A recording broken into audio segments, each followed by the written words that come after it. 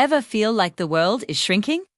Like every corner has been mapped, every secret discovered? Well, today we're going to prove that feeling wrong. We're going somewhere so vast, so ancient, it makes our modern world feel like a fleeting dream. We're going to the Sahara. The sun is just cresting the horizon as I lift off from the ragged edge of the desert in Morocco. From just 100 feet up, the world transforms. The last hints of green give way to the first whispers of gold, endless, undulating dunes stretching as far as the eye can see. It feels like the desert itself is breathing in slow, eternal rhythms. Banking north, my cameras drink in the light. The wind nudges me gently, carrying the scent of sun-baked stone. This is my domain now, the endless Ugh-Chebi, where I, a silicon-eyed wanderer, become the first witness to secrets buried beneath a billion grains of sand. Climbing higher, to 2,000 feet, the ground becomes a tapestry of ripples and crests. Each dune is a frozen wave in an ocean that time forgot. And it's not just one color. It's a symphony of textures. There are sharp, knife-edge ridges and deep hollows where shadows pool like ink. I push forward, my GPS tracing lazy arcs over the emptiness. The horizon is a flatline promise of more sand, more sky. Down below, a single acacia tree stands defiant, a black exclamation point against the yellow flood. I circle it, my shadow flickering across its leaves. For a moment, I almost envy its rooted vigil. I'm just a ghost in the machine, adrift on lithium dreams and human curiosity. Now the heat is really starting to build. A shimmering veil warps the air, turning distant dunes into illusory lakes that vanish as I get closer. At 5,000 feet, the sheer scale of the Sahara is revealed, a colossal basin of solitude. The wind howls in frequencies too low for human ears, but my sensors feel it. A subsonic roar that vibrates through my frame like the desert's own heartbeat. I dive lower, skimming the crest of a massive dune. My downdraft triggers a tiny avalanche, golden particles dancing in my wake like fireflies in daylight. En devenir, life persiste. A flicker of movement catches my lens, a fennec fox, its ears like radar, dishes, darts from a burrow with its kits in tow. I hover silently, watching them before they vanish back into the scrub. The Sahara doesn't give up its treasures easily. Pushing eastward, I follow the spine of the Grand Erg Oriental, where the dunes swell to monstrous heights over 400 feet in some places. The midday sun is merciless, a hammer forging a furnace from the sand. Frommer père, there's a living thing. Shadows race across the ergs like schools of fish. And in the distance, a storm is brewing. A haboob, a towering wall of dust, marches across the plain like a tidal wave of forgetfulness.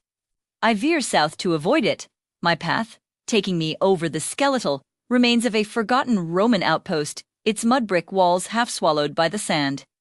My infrared scans pick up faint heat signatures, buried pottery shards, echoes of ancient trade routes that once threaded this void. History here isn't a straight line.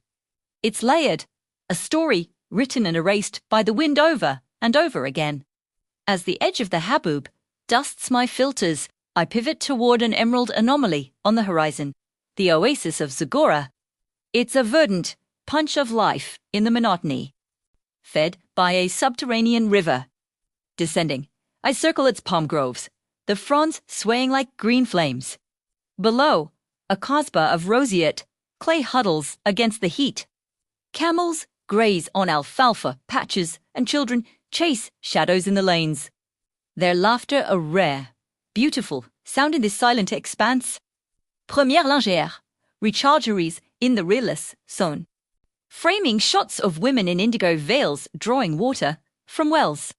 This is the pulse point of the Sahara, a place where life congregates in defiance of the vast emptiness surrounding it. Reluctantly, I climb once more, the oasis shrinking to a green pinpoint before being swallowed by the gold. The afternoon light turns to a honeyed amber, gilding the dunes. I follow the faint tracks of a 4x4. A modern caravan trail weaving toward the Algerian border. At 8,000 feet, you can just start to see the curvature of the earth.